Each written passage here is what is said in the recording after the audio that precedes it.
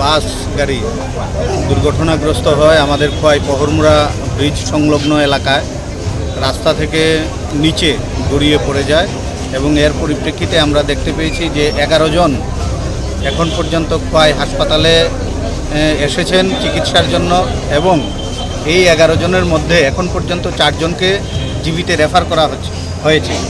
ডাক্তারবাবুরা চেষ্টা করছেন এবং তারা গুরুত্ব বুঝে যাকে জীবিতে আগে রেফার করা প্রয়োজন সেই অনুযায়ী তারা জীবিতে রেফার করে চলেছে এবং এখানেও তাদের চিকিৎসা প্রাথমিক চিকিৎসা চলছে।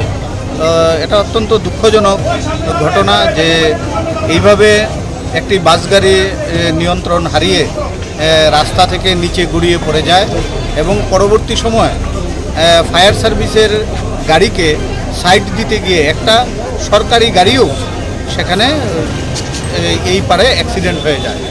এতে দুর্ঘটনাগ্রস্ত হয় দুটি গাড়ি। তো আমরা সত্যি মর্মাহত এইরকম একটা দুর্ঘটনার জন্য এবং আমরা সবার দ্রুত আরোগ্য কামনা করছি।